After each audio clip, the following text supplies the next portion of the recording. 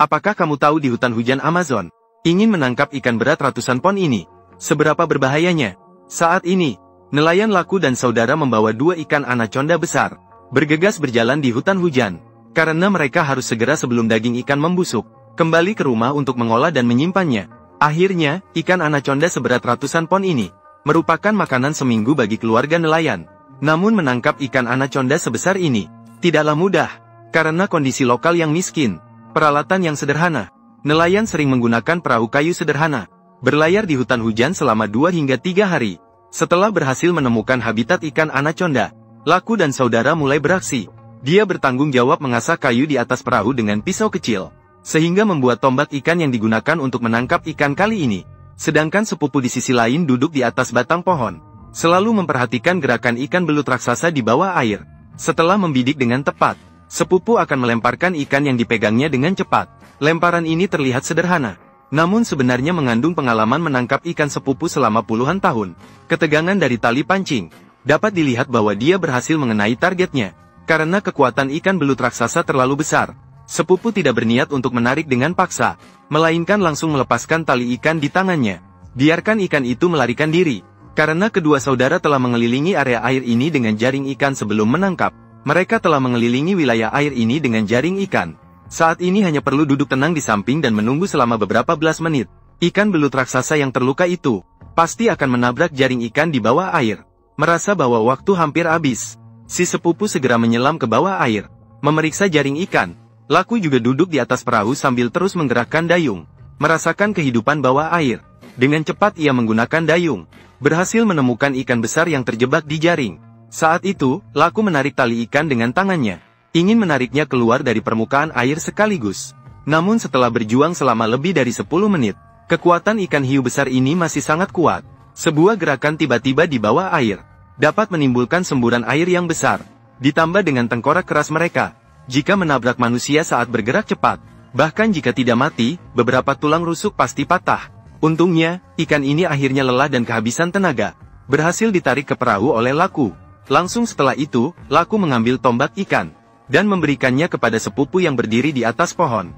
Jelas sekali kedua saudara tersebut tidak berniat untuk berhenti di sini. Lagi pula, perjalanan ini tidak mudah. Bisa menangkap beberapa lagi, dapat mengurangi beban keluarga lebih banyak. Namun menggunakan metode paling primitif ini untuk menangkap ikan, merupakan proses yang sangat menguji kesabaran dan ketekunan. Suhu di siang hari di Amazon yang panas mencapai 39 derajat. Mereka harus dalam lingkungan yang keras seperti ini. Fokus, memperhatikan setiap gelembung di permukaan air. Karena ikan arapaima perlu naik ke permukaan air secara teratur untuk bernapas. Melewatkan kesempatan, maka perlu menunggu lagi selama lebih dari 10 menit. Seperti itulah sepupu berdiri di atas batang pohon. Berdiri selama lebih dari 1 jam.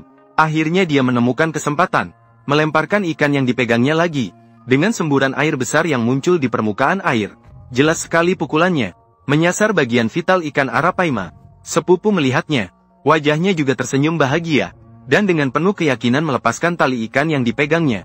Biarkan ikan besar itu melarikan diri, karena dia tahu bahwa ikan ular tulang besar ini tidak akan lama lagi hidupnya.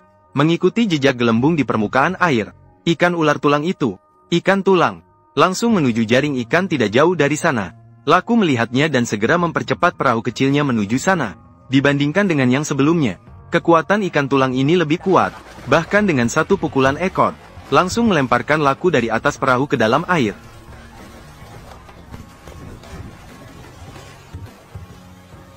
Bisa dibayangkan, seberapa mengerikannya kekuatan penghancuran ikan ini. Beruntung prosesnya berjalan lancar. Akhirnya, Laku berhasil menarik ikan tulang besar yang hampir mati itu naik ke perahu. Karena berat badan kedua ikan tulang ini melebihi 100 pon, kedua saudara memutuskan untuk mengakhiri penangkapan kali ini. Pada akhirnya, menyimpan ikan tulang sepanjang 1,7 meter ini di bahu, sudah mencapai batas seorang pria. Keduanya membawa 1 ikan, membawa 2 ikan besar, kembali ke rumah dengan susah payah. 2 ikan ini cukup untuk makan keluarga mereka selama 2 minggu. Namun istri dan anak-anak di rumah mengeluhkan bau amis ikan terlalu kuat, ingin mencoba rasa yang berbeda. Tanpa pilihan, keesokan harinya, Laku berangkat lagi, menuju ke sungai Amazon. Dengan cepat, dia tiba di sebuah daerah dengan aliran air yang relatif tenang. Sekelilingnya sangat tenang, kadang-kadang terlihat percikan air dari ikan. Saat itu, Laku sedang duduk di perahu, menyiapkan tombak untuk menangkap ikan. Dibandingkan dengan menangkap ikan anaconda, ikan lain di sungai Amazon lebih mudah ditangkap. Dia hanya perlu fokus, mengamati situasi di bawah air, menyambar target dengan tombak secara langsung. Tidak mengherankan, lalu, Laku dengan keahlian memanah ikan yang sudah sangat terampil, berhasil menangkap ikan piranha seukuran telapak tangan. Untuk mencegah ikan piranha itu berjuang dan melarikan diri, Laku sering menggunakan tongkat untuk memukul mereka pingsan, sehingga kehilangan kemampuan untuk melawan sepenuhnya. Namun, satu ikan piranha jelas tidak cukup.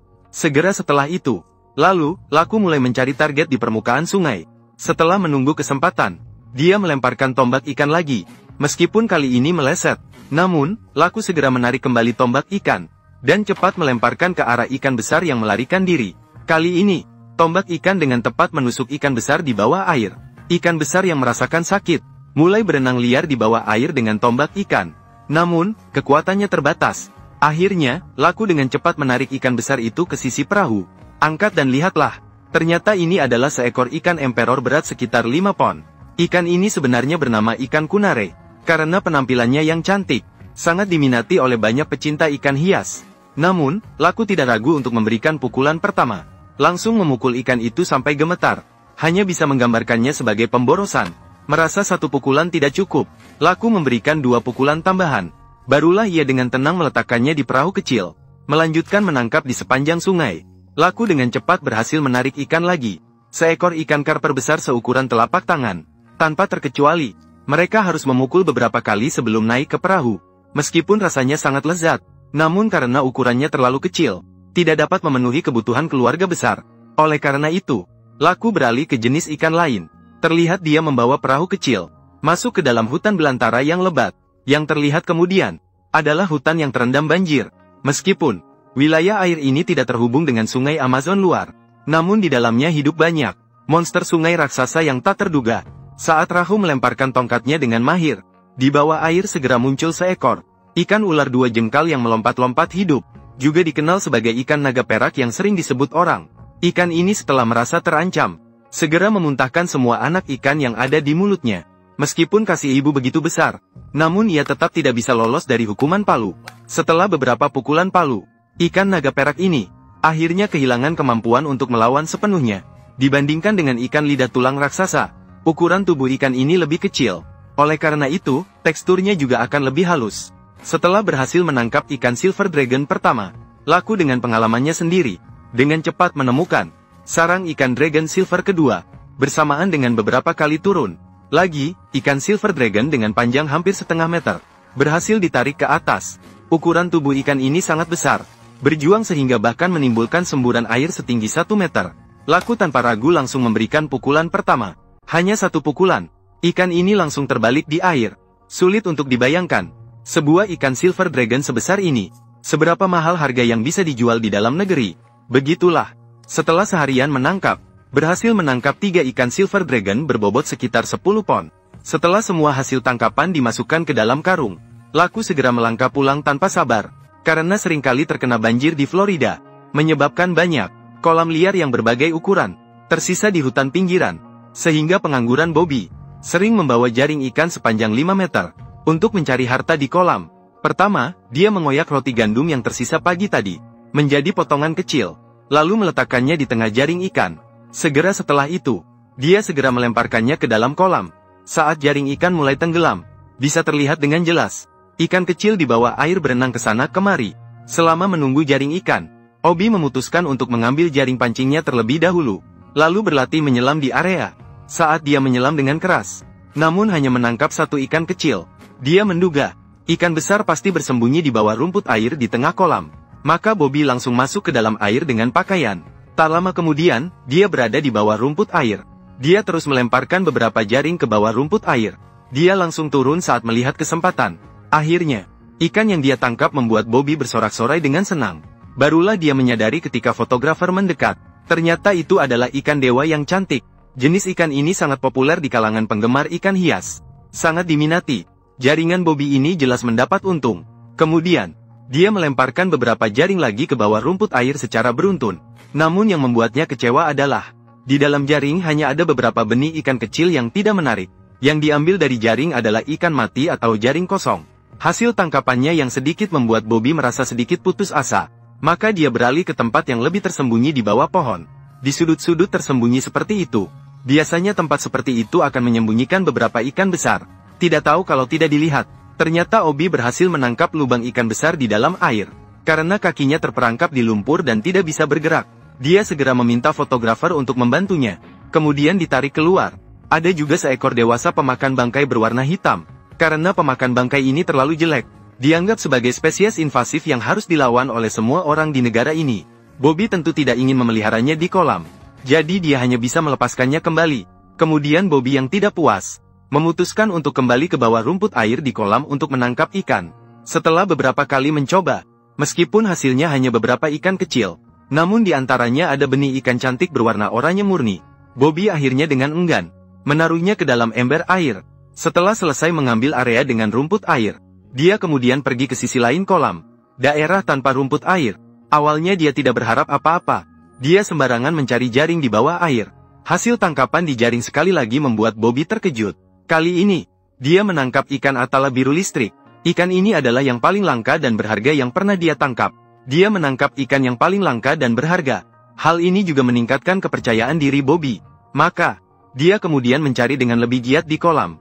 Hasilnya, dia hanya menangkap ikan karper Afrika kecil. Rasanya sudah waktunya. Dia memutuskan untuk menaruh harapannya sepenuhnya pada jaring yang baru saja dia lempar. Sebelum dia mulai mengambil jaringnya kembali, mereka sudah melihat melalui air ikan yang tertangkap di jaring. Pada saat itu, Bobby sudah tidak sabar untuk mulai mengambilnya kembali.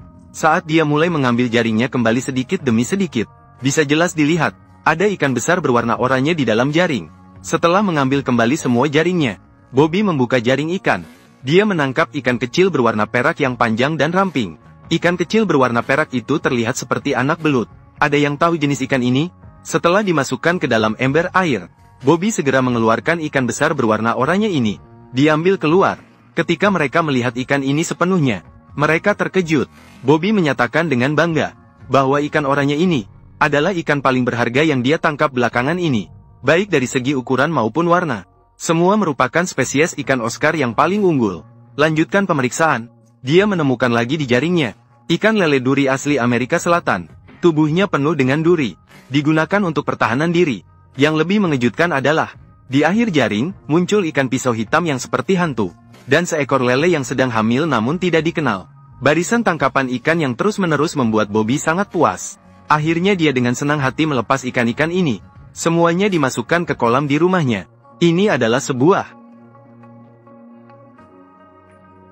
menemukan banyak air di pintu masuk saluran air yang tergenang. Maka kedua orang yang penuh rasa ingin tahu memutuskan untuk mengambil jaring ikan, pergi untuk mencari tahu.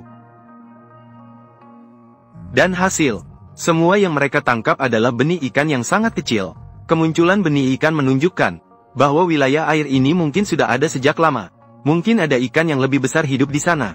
Maka, Bobby meletakkan roti gandum yang baru saja dibelinya ke dalam jaring ikan, dan kemudian melemparkannya langsung ke tengah kolam, sambil menunggu ikan datang. Dengan kolam air limbah, akhirnya, tanpa melihat, tidak akan tahu, mereka benar-benar menemukan beberapa di kolam ini. Bobby melihat situasi, dia langsung melompat ke air dan menangkap seekor ikan belut. Ikan belut ini berukuran kecil dan masih dalam fase muda. Mereka adalah ikan asli Amerika, termasuk ikan predator yang sangat ganas. Jika ditempatkan di dalam negeri, bisa dijual sebagai ikan hias. Namun, Bobby dan yang lainnya sama sekali tidak tertarik dengan ikan belut ini. Yang membuat mereka semakin bingung adalah, bagaimana ikan ini bisa sampai ke sini. Setelah menyimpan ikan ini sementara di kolam sebelah, mereka memutuskan untuk membersihkan sampah di saluran air terlebih dahulu. Kemudian, mereka menemukan dua di kolam samping. Ikan besar sedang berenang. Bobby mengambil jaring ikan dan masuk ke air, lalu langsung menangkap satu dengan jaring.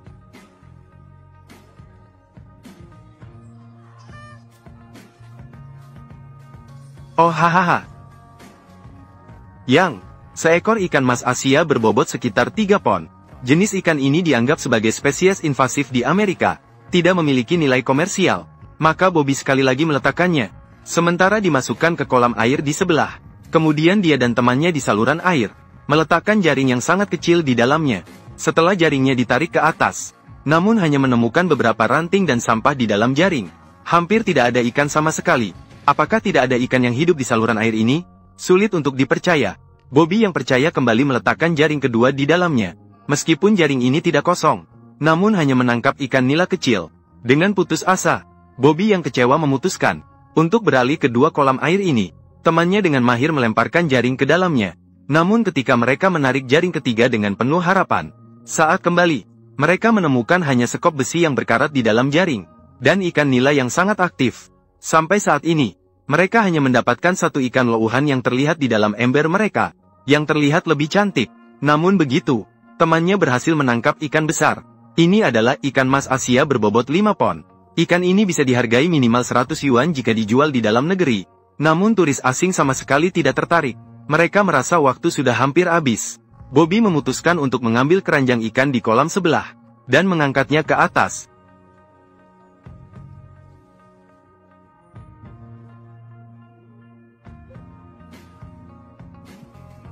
Mereka berharap untuk mendapatkan hasil yang baik.